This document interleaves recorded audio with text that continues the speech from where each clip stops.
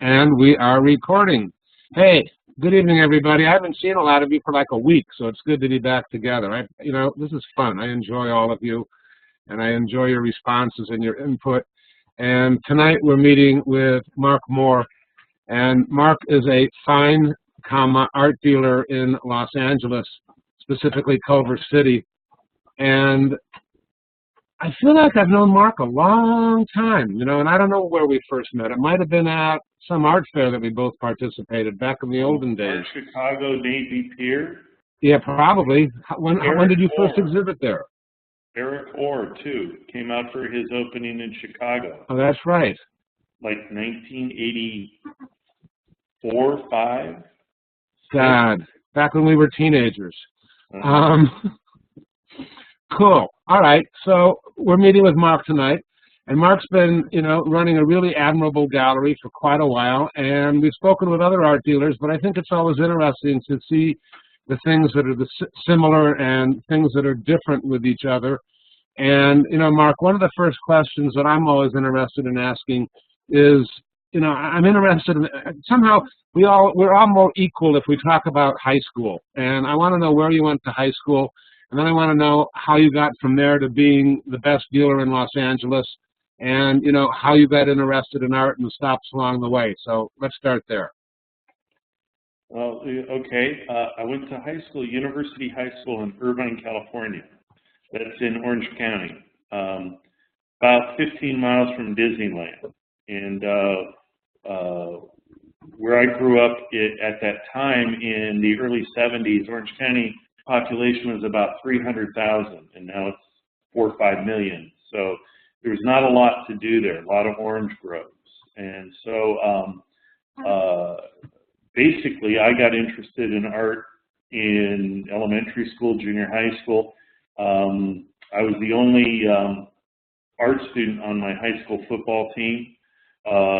Later graduated from high school with the idea that I was going to go to college and become an art teacher for elementary school kids. Went to University of California, Irvine, because they had an excellent teaching credentialing program in California. They also happened to have an excellent art department at that time.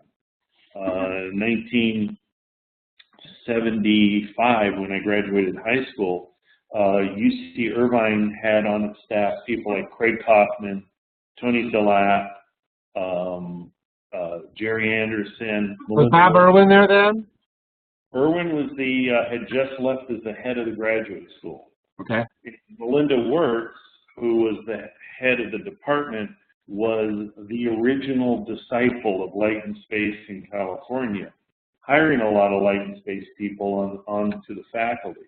So everybody who came out of Irvine, including some of the people who were more interested in conceptual work, like Chris Burden, had come out of there about 2 years before I arrived.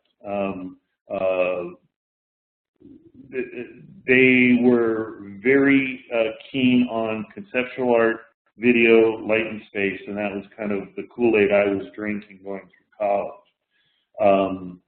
Never intended to go into the art business. Studied studio art. Got a job out of college working part-time installing and lighting exhibitions for a gallery as really a means to pay back my student loans.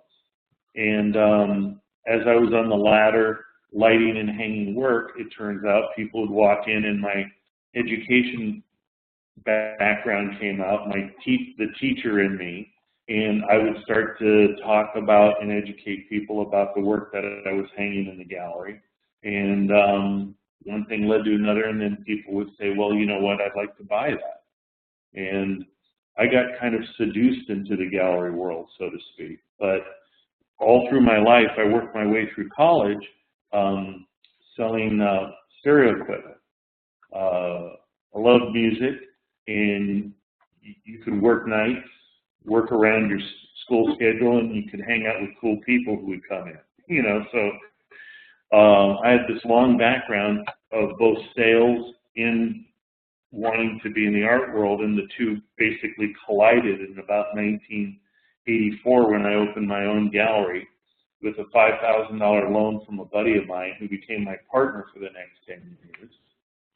And I had enough money to basically rent a old auto garage in Long Beach, paint it, put some lights in it, and send out one set of invitations before my money ran out. The early days of my days as what was then the Works Gallery, which later became the Mark Moore Gallery, was I would pick up the art, I would hang the art, I would light the art, I would sell the art, I'd deliver and install it, and then I'd pay the art, and my wife would write the checks. My girlfriend at the time, later became my wife in 1984. We got married a month after we opened the gallery. That went on for some time. It was basically a mom and pop shop for a long, long time. Today, my daughter, who's 25, who used to be brought into the gallery, and my wife would put her in a bassinet next to the front desk and answer the phones while she was taking a nap. She's now the director of the Mark Moore Gallery. And so literally she grew up in the business. So I don't know if that answers your question. No, I think that does answer I like that. It does answer my question. You know, we talked, we did in Chicago, you know, there's two components to this course. The people that are not in Chicago who are only doing the webinars, and then the Chicago component. And recently the Chicago component went and spent time with Carl Hammer, and I know you know Carl a bit. And Carl was a high school social studies teacher who, you know, taught for a number of years and then transitioned into being a dealer, different story, but it's interesting. You know, I taught high school for 3 years.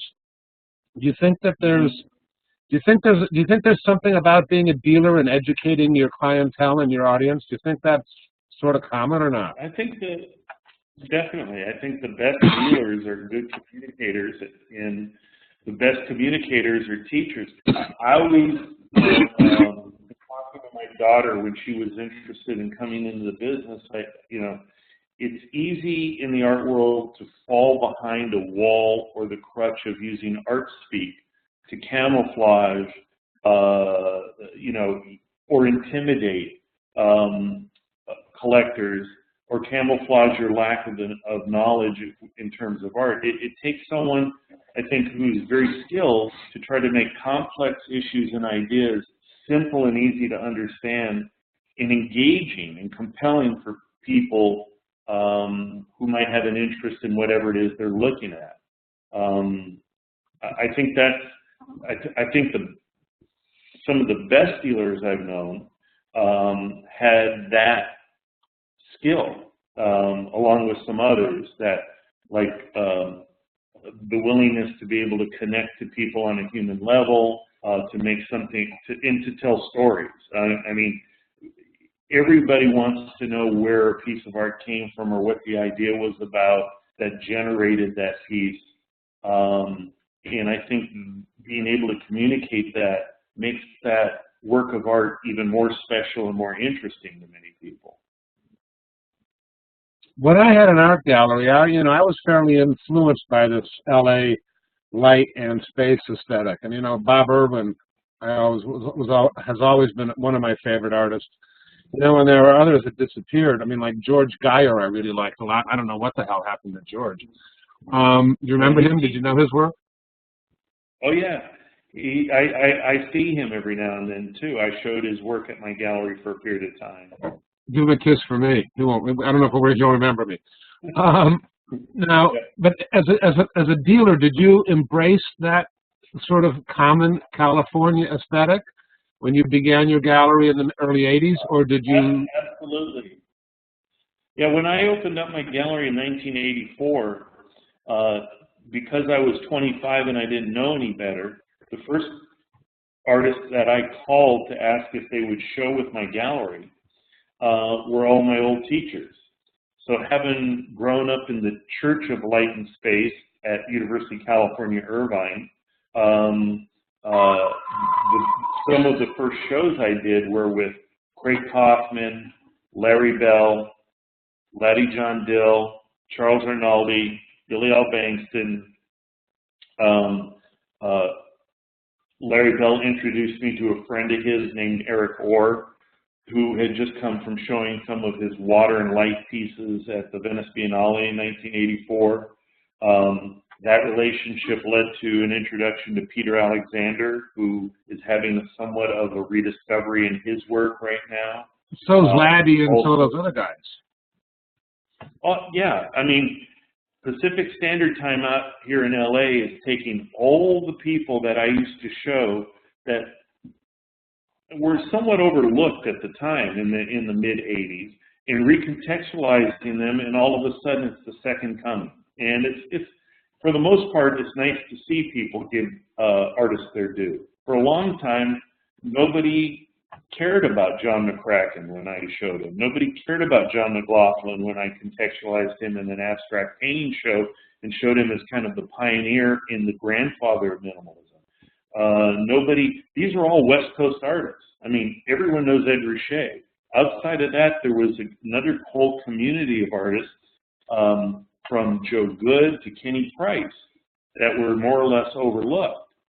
John L. Toon, people like Wallace Berman. All these people now, through Pacific Standard Time and through, I think, museum curators' desire to rediscover artists that were overlooked, are getting more attention than they ever had. Those were all the artists that I showed at the original Works Gallery. And the Works Gallery continued to exist from 1984 to 1994, when I took advantage of an opportunity to move my gallery from Long Beach to Los Angeles due to the recession at that time and the glut of available gallery spaces in LA. Unfortunately, some of the relationships that I had with these artists conflicted with relationships they had with their Los Angeles dealers. Nobody seemed to care that I was showing them 60 miles south of LA and Long Beach, but as soon as I came into town, I became in conflict with them, and most of those artists decided to stay with their LA dealers who they've been dealing with for a long period of time, mostly people like Jim Corcoran and L.A. Louver. That forced me to kind of recreate our program, and it became a much more international program that wasn't so centered on Southern California in the California Light and Space Movement and LA Paint Box School. Interesting. Okay. So do you think, how many artists do you work with presently? 28. And how many of those people are from LA? 5. Where are the rest from? Tokyo, Belgium, London, New York, Albuquerque, New Mexico, 2 from Las Vegas. All over. 1 in Minneapolis, Minnesota. It's a broad-ranging program. One of the reasons that came about was because at one time I decided to try an experiment, and I hired as my director Max Presnell, who was the founder of Raid Projects in Los Angeles. Raid Projects was a non-profit space. Spell that. What was the name of it? RAID Projects. Raid. Okay. Like the ant and roach spray. And, and RAID was a receptacle for applications for exhibitions by young artists that had basically never had shows in Los Angeles or hadn't been shown some in the United States. And he would do 12 shows a year, 4 artists per show. So 48 new artists a year got shown at Raid Projects. That's some of which have gone on to big careers. But after 10 years of doing nonprofit, I think Max was at a place in his life where he wanted to buy a house and get married, and he really couldn't do it from donations into a nonprofit. So he put in an application to my gallery to be the director. And I was interested in the fact that I wasn't aware of too many people who had hired nonprofit directors as their commercial gallery directors. And I thought we would give it a try. So I hired Max.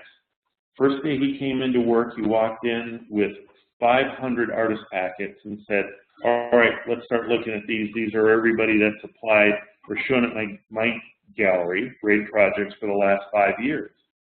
And we went through 500 different artist portfolios. From that, in the first year, we showed about 5% of that. We showed about 25 artists. And of those, about 1/3 of those artists stayed with the program and are still here today.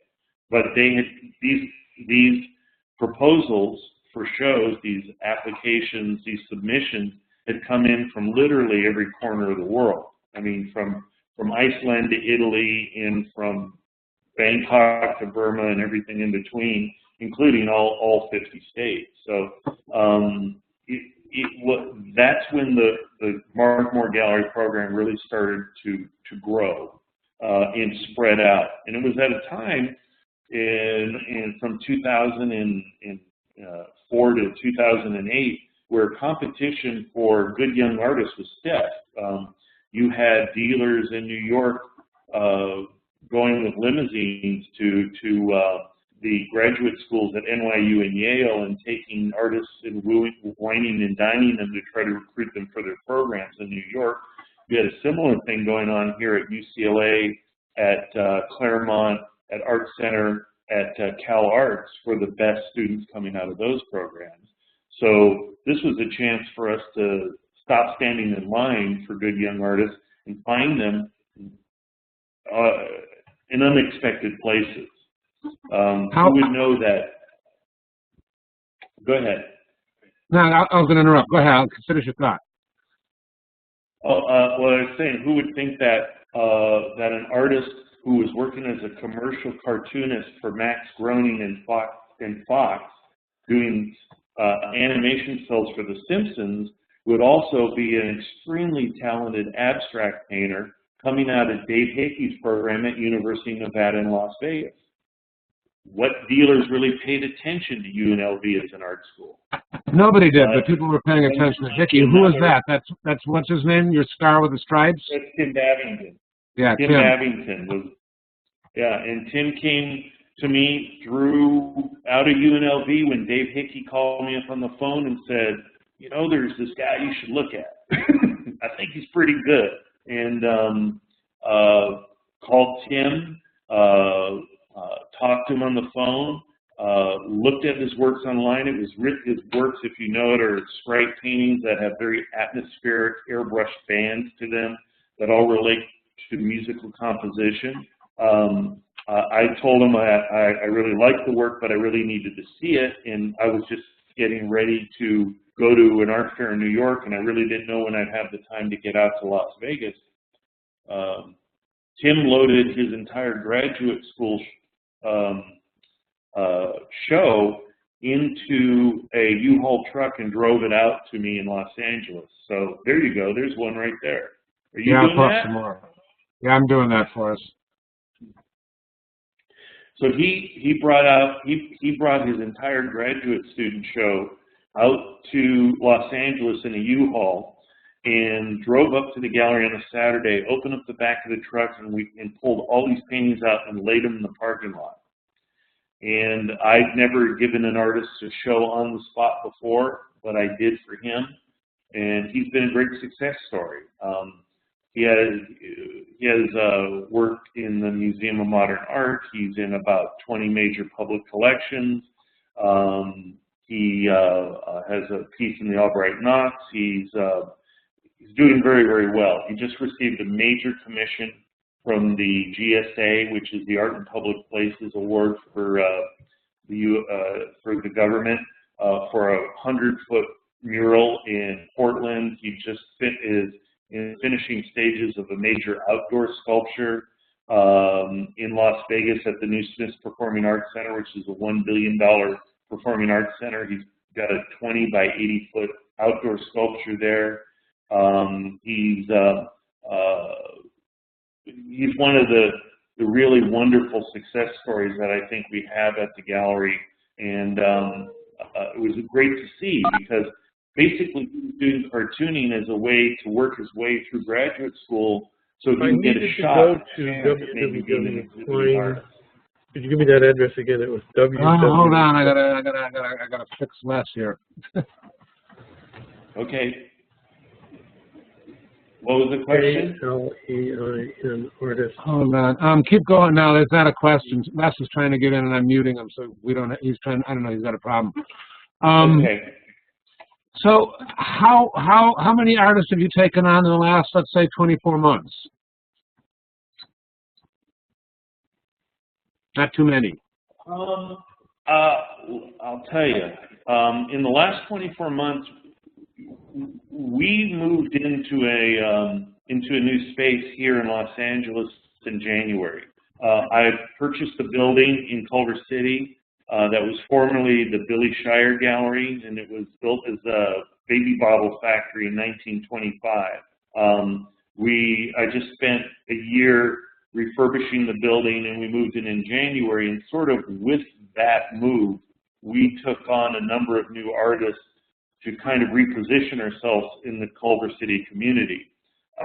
Christopher Davis. Let's talk about that for a moment. I mean, what did you think you had to do to position yourself, and what kind of artists were existing in the Culver City gallery scene? And I mean, Culver City is like a subset within LA for you guys. And you know, like, so I want to know about your strategy in positioning yourself.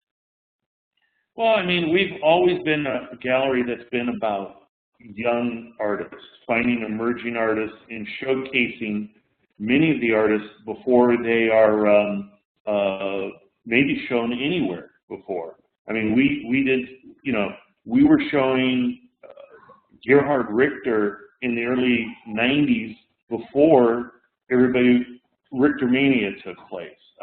We did shows, as I mentioned, with people like McCracken and Slavin and a lot of major names. At the same time, we showed a lot of young artists and gave them their first show. Uda Barth, Christoph Schmidberger, Graham Hudson out of England.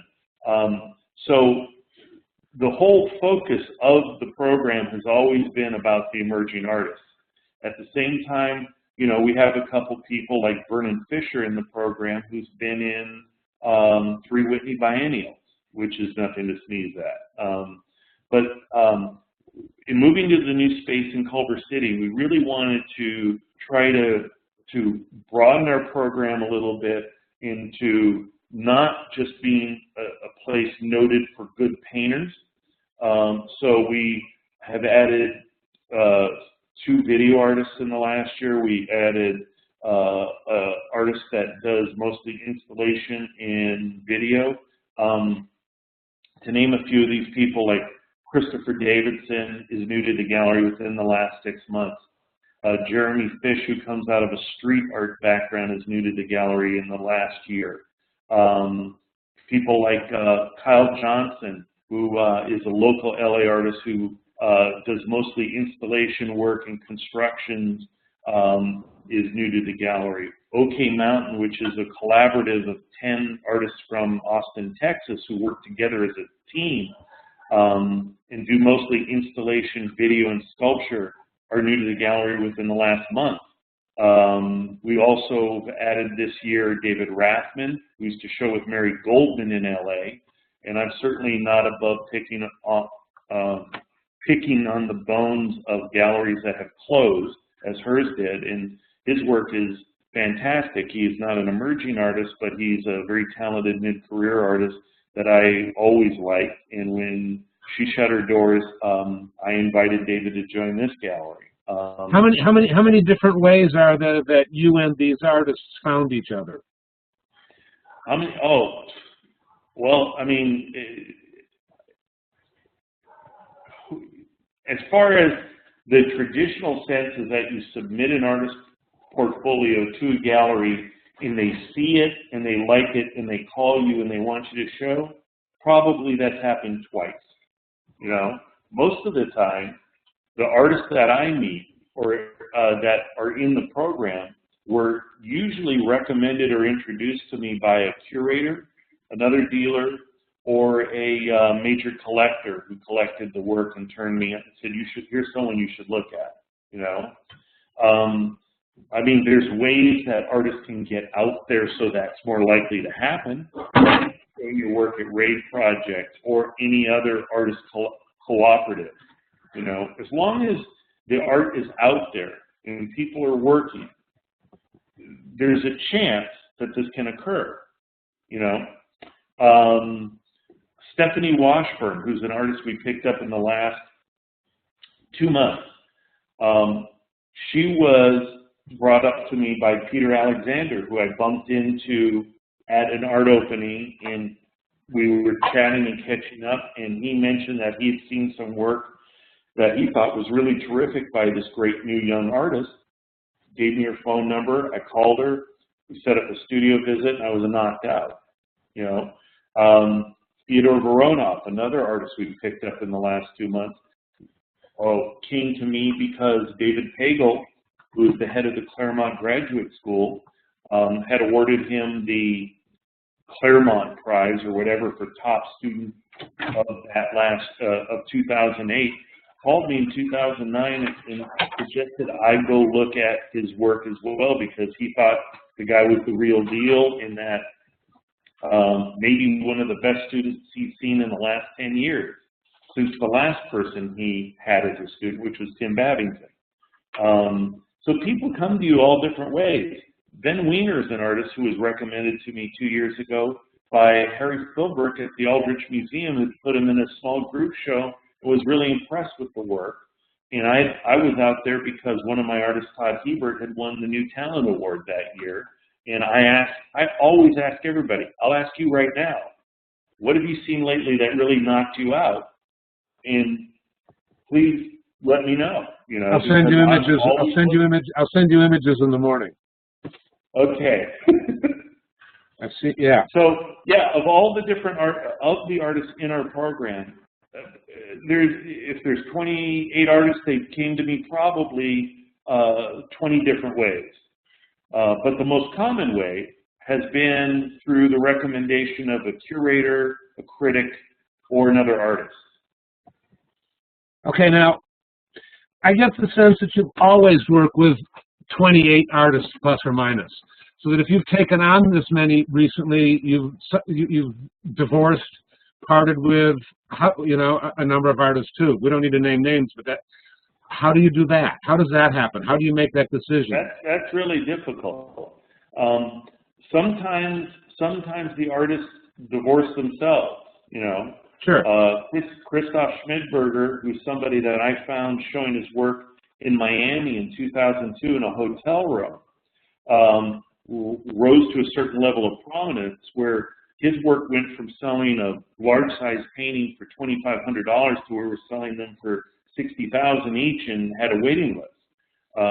In 2007, in May, right in the middle of my show, he announced to me that he had just signed a contract with Patrick Painter Gallery and was leaving my gallery and going there. Patrick, caught up in the heat of the moment in 2007, tripled his prices, and I think he failed to sell another work for the last 3 years, you know. But he took himself out of my program. Sometimes people take themselves out of your program just because they stop making art. That's happened before. Do you stop working with, I mean, I don't get this, I mean, you talk about being a gallery that's mostly interested in emerging artists, but I don't get the feeling that you stop working with artists once they become established. Is that correct? No, we continue to work with them. I mean, Tim Babington, I wouldn't think you'd classify as an emerging artist anymore. I think he's a mid-career artist. The same would be held true of people like Jason Salavon from Chicago, or Cindy Wright from Belgium, or Cordy Ryman from New York City, or people like David Rathman from Minnesota, who we talked about earlier, or Yigalo Ziri from Israel, or Julie Heffernan from New York, or Vernon Fisher from Fort Worth, Texas. I mean, these people, for the most part, I've been working with for some time, but now I would classify them as mid-career artists. In the case of Vernon, maybe even an established, mature artist. Yeah, I think he is. Had a major retrospective at the Modern in Fort Worth. Do you think are there any core elements that run through your artist? I mean, when I had a gallery, I pretty much showed abstraction, or really even more than pretty much. I don't know that I can quantify your stable. Do you think you can? Do you think there's something, core elements that are common? Yeah, I mean, when I add artists to the gallery, when I'm attracted to an artist, usually I'm attracted to the artist on a very emotional level, personally first. I never go through an art fair, go through a gallery show and look at somebody and say, that's something I can sell. That's the last thing on my mind.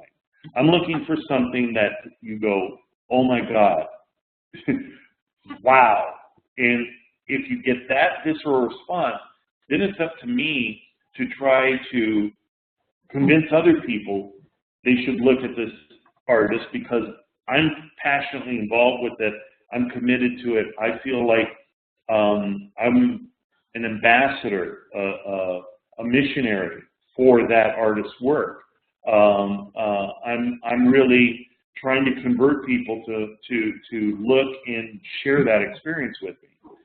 First time I saw OK Mountain's convenience store, they had submitted as a artist project to the Pulse Art Fair in Miami this idea they had to build an entire Texas convenience store out of cardboard and wood and paper mache, something like an Oldenburg store experience.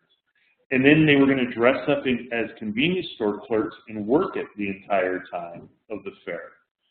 I mean, I walk through that fair and you see painting, and you see drawing, and you see video, and you see sculpture, and then you turn the corner and I thought I walked out of the fair by accident. And here's this convenience store right in the middle of the fair. And you went inside, and there were boxes of Ritz crackers that were hand-painted. There were cigarette packs that were hand-painted. There was ice that was handmade, bagged, and painted. So it was amazing. It was like, this is the coolest thing I've ever seen at an art fair, and I can remember. It was then that I decided I needed to find a way to get these people to show at my gallery. I realized that you're not going to sell an entire convenience store to every collector that walks in. Selling a Tim Babington painting is relatively easy. They're portable, they're attractive, you know. But I also had the same response to his work, too. When I first saw an Alison Schulnick painting, I had the same response. And this is, so the common thing that tends to run through all of these artists is that I think that on some level they have a balance in their work between the conceptual and the formal in terms of what they bring to the table. It's not just eye candy, because when you look at Tim Babington's work and you know it's encoded pieces of music, and that he's trying to bring forth not only the fact that this is the visual manifestation of an audio piece, but it also captured a feeling or some kind of emotion from that piece of music in that time. Whether it's the Rolling Stones guitar solo or a Jimi Hendrix guitar solo, you get that idea when you look at one of his paintings, like Are You Experienced? And it's all in purples and pinks in very psychedelic tones, you know? So in all of the artist's work, what I'm looking for is a balance between what, for lack of a better word, the head, the hands, and the heart, okay? But I think they all have to be there and present and accounted for, or they don't work for me. I respect John Baldessari immensely, but I feel that the work is just supremely dry for my particular taste. I think... I see that now. That's interesting. Yeah. I mean, I agree with what you're saying.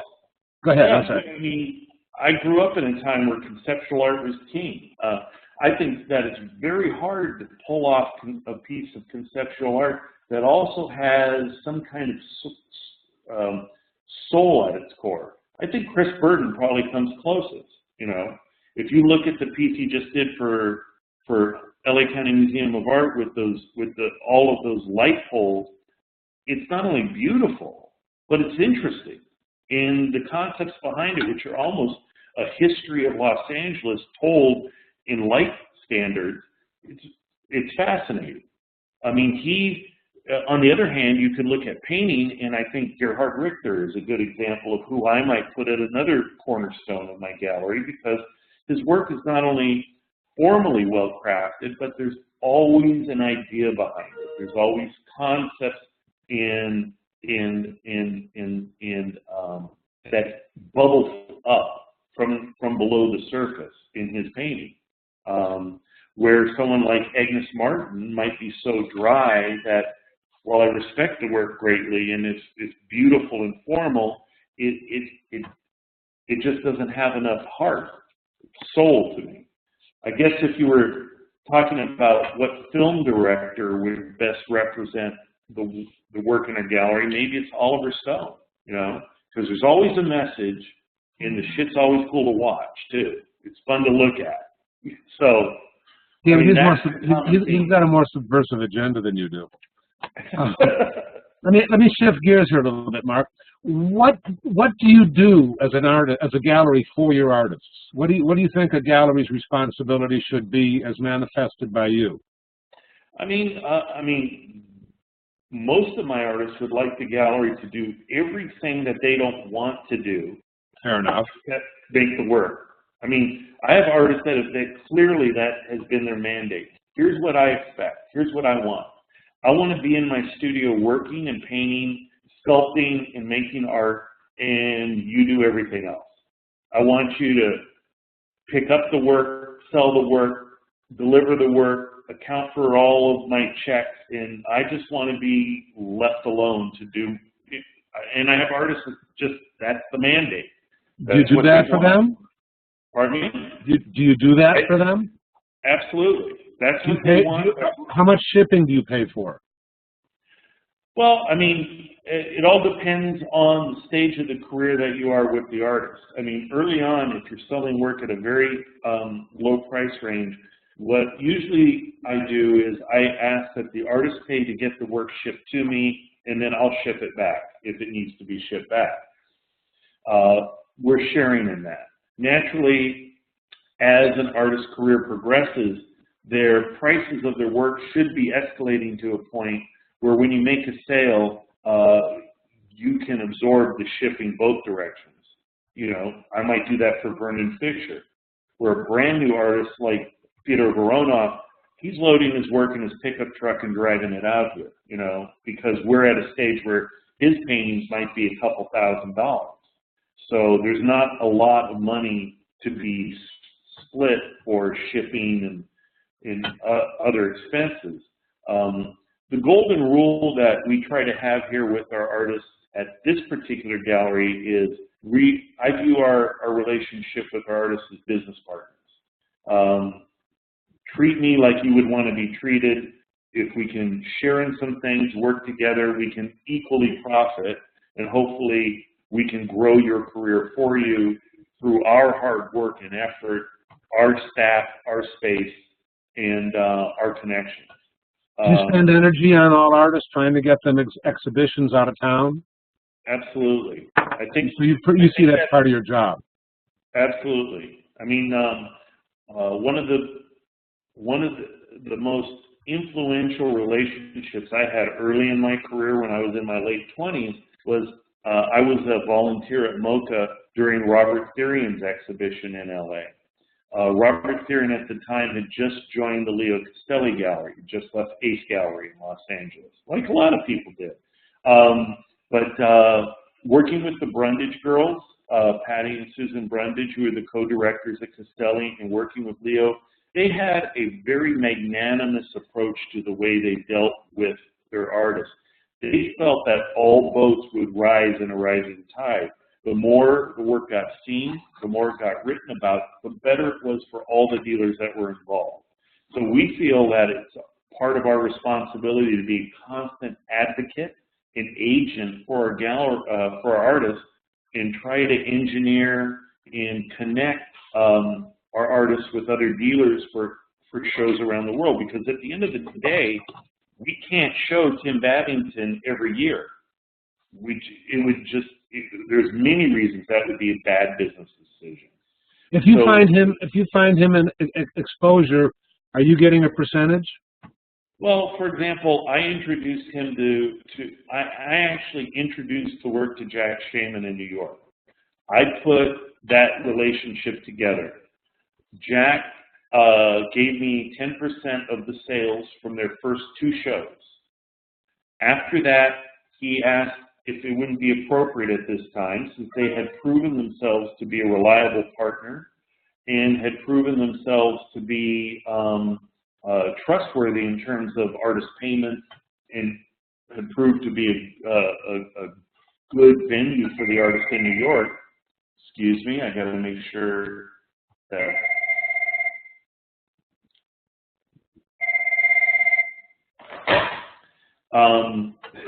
Took care of that call. After 2 exhibitions, Jack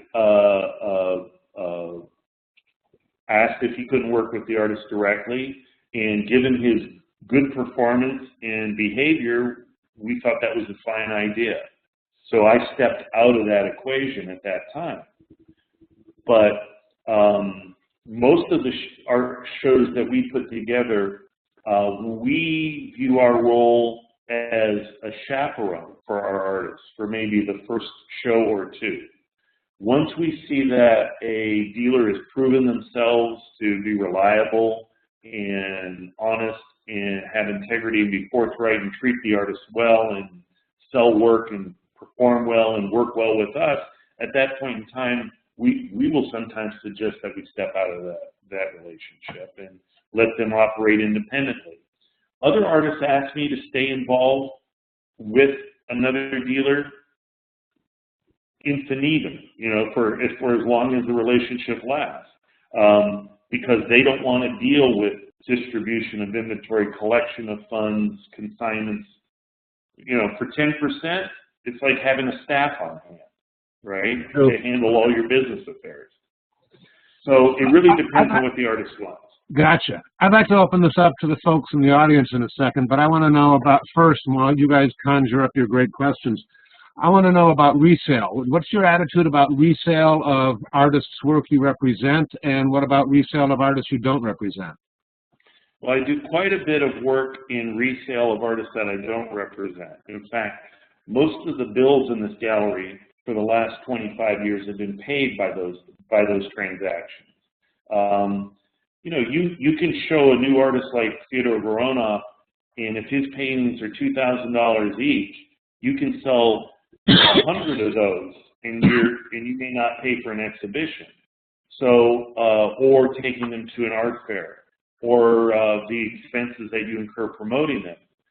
So it's really important that, and I've always been interested in that, and we've done quite a bit of business in terms of resale, mostly with artists post-World War II, specifically, and especially people like Ed Ruscha and Gerhard Richter and California artists and light and space artists, Andy Warhol, major name blue chip works.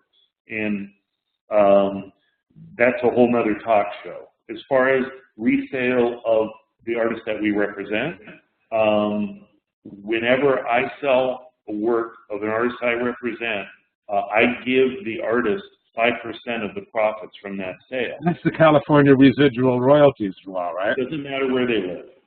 I do it out of courtesy to them, because I feel like that piece wouldn't exist unless I had been given it initially, and I want to make sure that the artist is a part of every transaction having to do with the sale of their work here. I think that's really delightful and really honorable, and I think that, there's a number of things you've said that I think distinguish you from the riffraffs that I see as being more common art dealers today. you know, like not standing behind their artist's work and not, you know, and I don't know. I mean, I know some artists would prefer that, you know, you as a dealer not take my resale piece because if you can, you know, I'd rather you sold something I just made because I get a bigger percentage. You know, instead of 5%, I might get 50%. But I still think it's the dealer's responsibility to stand, you know, to have the artist back and, you know, to protect them and to protect their market. And I think you're doing a lot of those kinds of things, you know, really, really exemplarily. Hey, why don't you guys who are listening in raise your hand if you have a question, because we've only got like 5-10 more minutes with Mark. And raise your hand up if you want to say something. What does your daughter do that you're not doing? What do you mean by she's the 25-year-old director? Well, she has a background coming out of University of California, Irvine. Her major there was literary journalism. She was studying to go into either public relations or something along those lines, special events planning. She has a real knack for PR.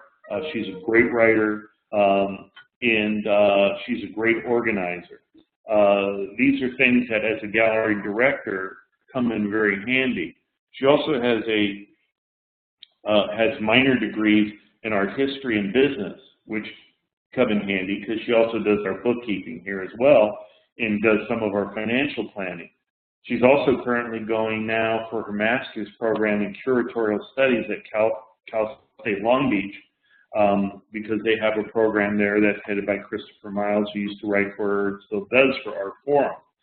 So she's trying to get a well-rounded perspective, not only on the business from a commercial side, but also from more theoretical curatorial side. At the same time, she fills a void that is really complementary to mine, where she's able to write press releases and organize special events and do things on a level here that maybe generationally I lack. She launched the Twitter program for the gallery. She launched the Facebook program for the gallery. She does a lot of interaction with a lot of online blogs. I'm 54 years old. I mean, for me to operate this computer, as you know, because you helped me get on the webinar. Beautiful. This is very new for me, but for her, it's second nature. So one of the things we did because of her interaction is we completely revamped our website. Our website now has video interviews. It's going to be iPad and iPhone friendly. It's going to eventually have our entire inventory accessible by computer, iPhone, and iPad. So we're kind of trying to segue from our generation, Paul, to the next one. And that's one of the reasons why we bought the building in Culver City and positioned ourselves for the next 25 years. There's not many galleries in Los Angeles that have been around for 25 years, and hopefully we'll be here for longer than that. Cool. I can just stop sharing to see whose hands are up. I just pulled up your website there for a second. Yeah, that's fine. It's cool to see it. Oh, you know what it looks like. All right, Denise, go ahead. Yeah, hi, Mark. Thank you so much. It's been You're a welcome. real pleasure listening to you. And I'm your neighbor, actually, right around the corner on Adams and 4th, and I was wondering what your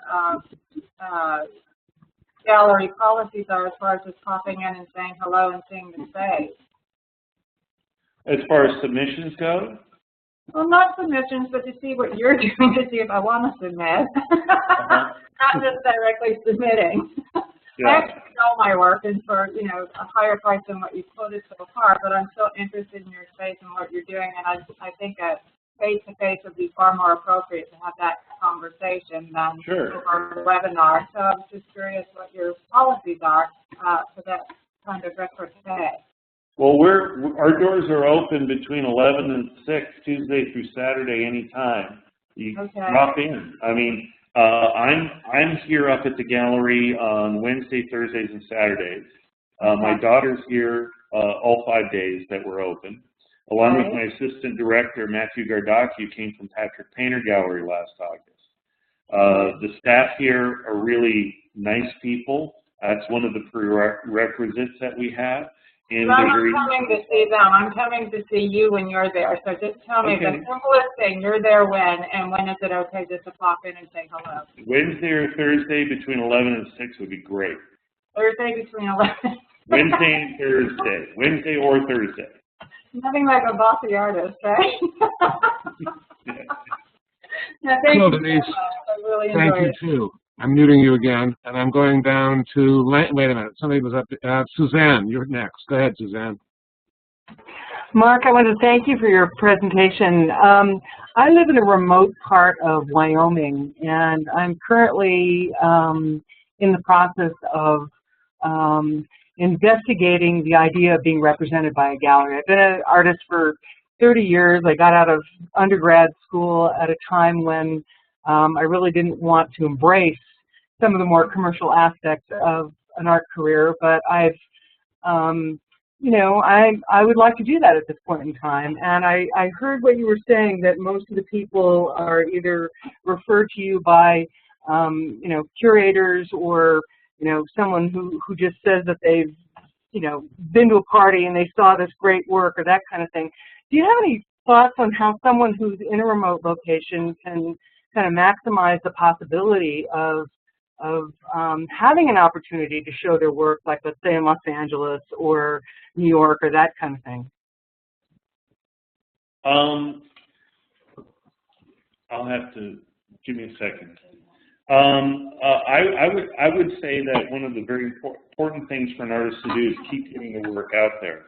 I mentioned these nonprofit or cooperative spaces. I think that's one good solution. I remember having a discussion about the same thing with a student at Claremont College 3 years ago, and he ended up launching his own program of pop-up shows in his area. I think if you do some research, you'll find there are a lot of co-op spaces, just like Raid Projects in LA, just like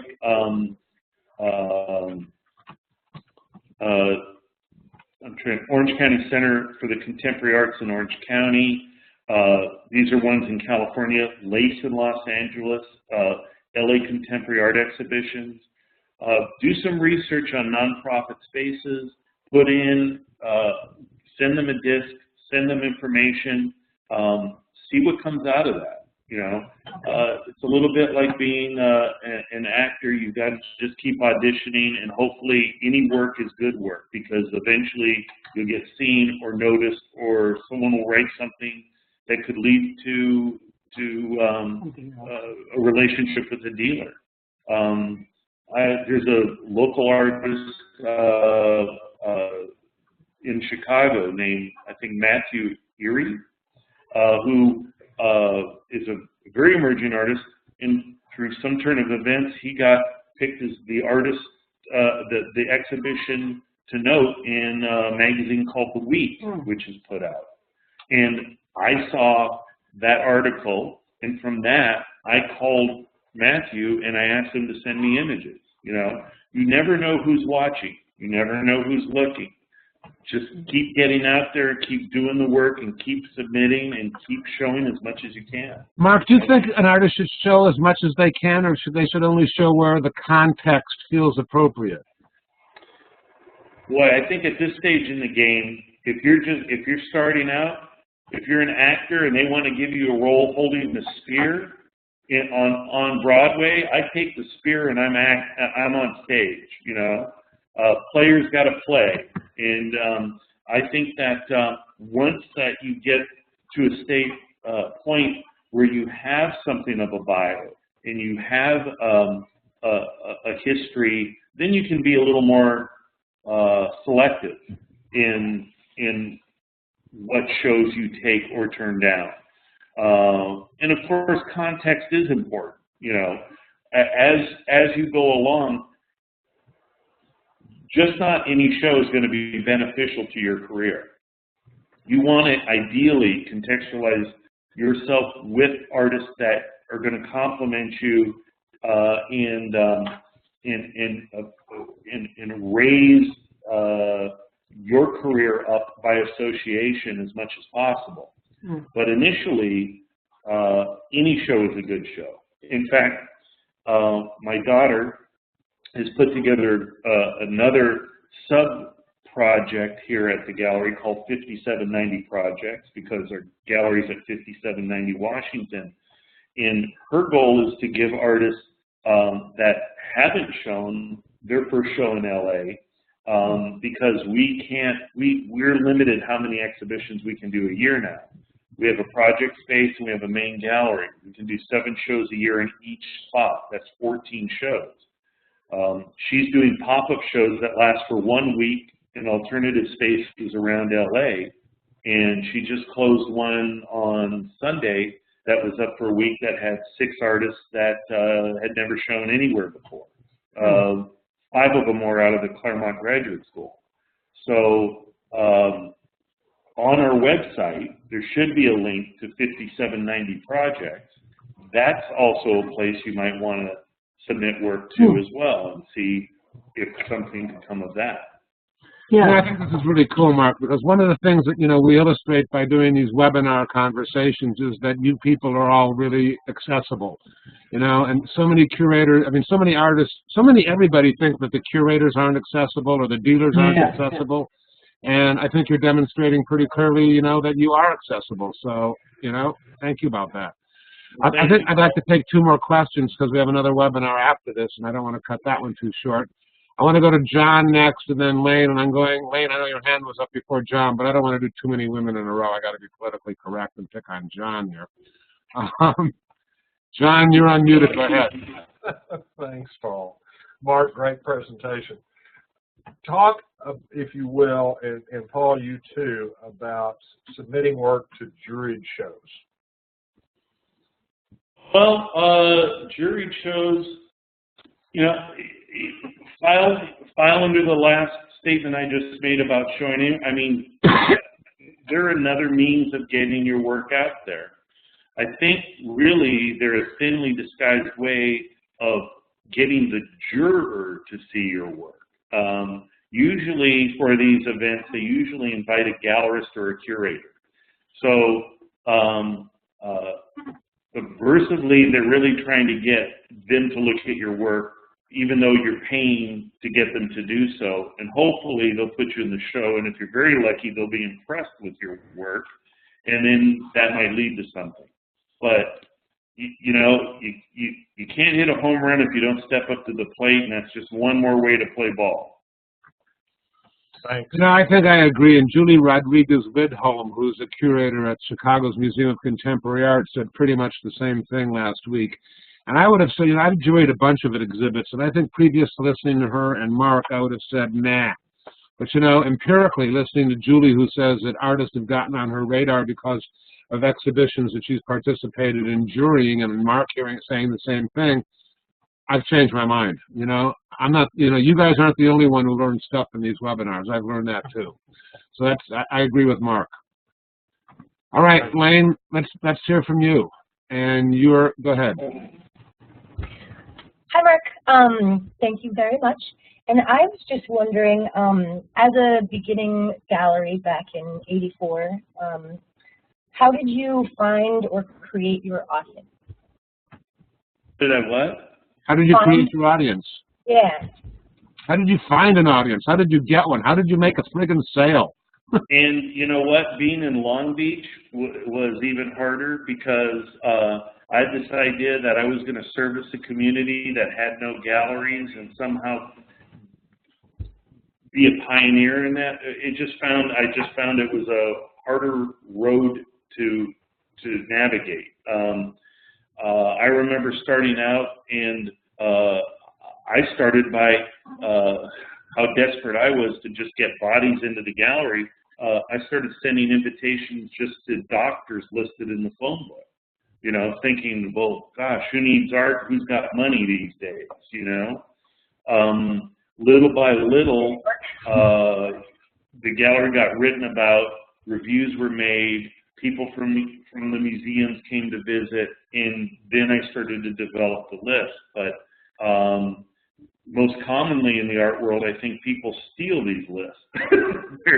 I have a couple galleries in LA who were from former directors who walked off with my mailing list, and I've spent 25 years building my mailing list and my client list. But you know, you can have all the names you want, and if you don't have a relationship with these people in a rapport, it doesn't do you really any good. So today, I think the best way as someone who is forming a new gallery to meet and build a list would be through art fairs. I mean, they didn't exist in 1984 when I opened my first gallery, really. I mean, maybe Pier was going strong, but the waiting list for galleries to get into that show was as long as it is now to get into Art Basel Miami Beach or Art Basel. It was the premier art fair in North America. But if you were lucky enough to get into that fair, or lucky enough to get into any fair in a good city, you're going to meet 50, 100, 150 new collectors each time you do one of these fairs, and ultimately that's what the fairs are really about. They're not about the work you sell in the booth, it's about who you meet. That's true, that's a really good idea. You know, another thing that I'm aware that people can do, Lane, is, for example, it isn't that hard, either of you guys, as a dealer or an artist, it isn't that hard to find out, you know, get a list of all the people on the board of a museum in your neighborhood, or an auxiliary board, or the women's board, and you can do a little bit of research, you can ask questions, and you can find out what some of these people collect. And join the collectors group at those museums too. That's right, and then you can get ballsy, and you can call these people up on the phone. Most of them are listed, and you go, I would like to take you to lunch, or I'm a young artist and I want to go to lunch with you. And they're going to be so shocked to have you do that I would bet you a third of them, I bet a half of them are going to go, okay. And, you know, I mean, it's the same thing. I mean, I think you need to take the creativity that you apply to your art and apply it to your career. You know, show some. Did you read that quote about Betty White, who was talking about why say grow a pear? When Betty White said you should say grow a vagina because it can take a pounding.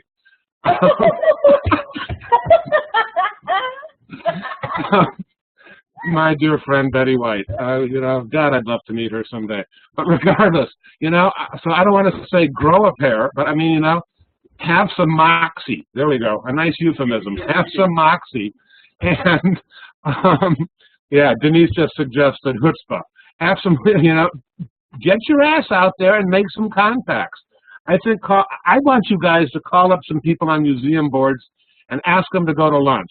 And you know, they're gonna treat you when it comes to picking up the tab. But you know, go out there. I want to report back. I'm betting that that'll work pretty damn well. So Mark, let's be done with the questions. And do you want to? I think you've been fabulous. And I think, you know, you distinguish yourself, and I find it impressive, and I'm appreciative of it, and I think you're a hell of a dealer, and I'm really glad that you participated with us. What do you want to say to wrap this thing up? Anything? No, I just say keep fighting the good fight for the artists out there. Keep working hard.